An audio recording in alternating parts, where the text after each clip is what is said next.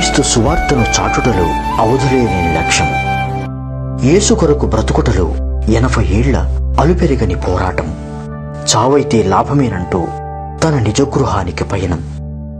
రక్షింపబడిన లక్షల ఆత్మలు తమ ఆత్మీయ తండ్రి తమకు దూరమయ్యాడని ఈ లోకంలో చిన్నబోతుంటే, అక్కడ దేవదూతల సమూహం తమ స్తుతియాగానికి మరో గొంతు తోడయిందని సంతోషిస్తున్నాయి.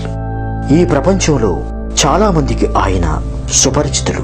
క్రైస్తవులకు ఆధ్యాత్మిక తండ్రి, కొన్ని లక్షల ఆత్మల సముదాయానికి కాపరి, క్రీస్తు యేసు చరణదాసుడు. ఆయనే బిల్లీ గ్రాహం. 2018 ఫిబ్రవరి 21న అమెరికా దేశం నార్త్ కరోలినా రాష్ట్రం మాంట్రీట్లోని తన స్వగృహంలో గాఢ నిద్రలో ఉండగానే పరవాసిగా మహిమ ప్రవేశం చేశాడు. ప్రపంచం నివ్వెరబోయింది. అమెరికానే కాదు, యావత్ క్రైస్తవ ప్రపంచం చిన్నబోయింది.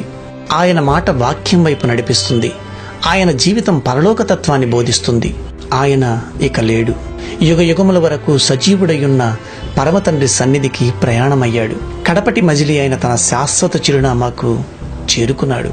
బిల్లీ గ్రాహం నార్త్ కరోలినాలోని తన స్వగ్రామమైన చార్లెట్లే గ్రామంలో విలియం మారో దంపతులకు 1918వ సంవత్సరం నవంబర్ 7న జన్మించాడు. ఆయన పూర్తి పేరు William Franklin Graham junior. Graham తన 16వ ఏటనే మోర్దెకై హామ్ అనే సువార్త పరిచారకుడి సాంగత్యంలో దేవుని ఎరిగి ఆయనతో కలిసి తన ఆధ్యాత్మిక జీవితాన్ని ప్రారంభించాడు. బిల్లీ గ్రాహం ఇలినాయిస్లోని వేటన్ కాలేజీలో ఆధ్యాత్మిక కోర్సులలో ప్రావీణ్యం పొందే సమయంలో అక్కడే పరిచయమైన రూతును 1934 ఆగస్టు 13న వివాహం చేసుకున్నారు. వారికి 5 సంతానం. 1949వ సంవత్సరం తర్వాత రేడియో పరిచర్య ద్వారా బిల్లీ గ్రాహం ఆనాటి అమెరికా ప్రజలలో ఓ కొత్త చైతన్యాన్ని తీసుకువచ్చాడు.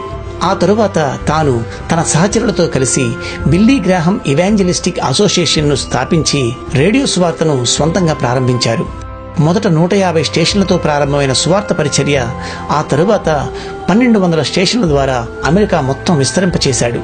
బిల్లీ గ్రాహం 1955లో క్రిస్టియానిటీ టుడే పత్రికను, ఆ తరువాత డెసిషన్ అనే పత్రికను స్థాపించి క్రైస్తవ ప్రపంచానికి ఎన్నో ఆధ్యాత్మిక సంగతులను అందించేవాడు. ఆనాడు స్పానిష్, జర్మన్, ఫ్రెంచ్ భాషల్లో కూడా ఆయన రచనలు తర్జుమా అయ్యేవి.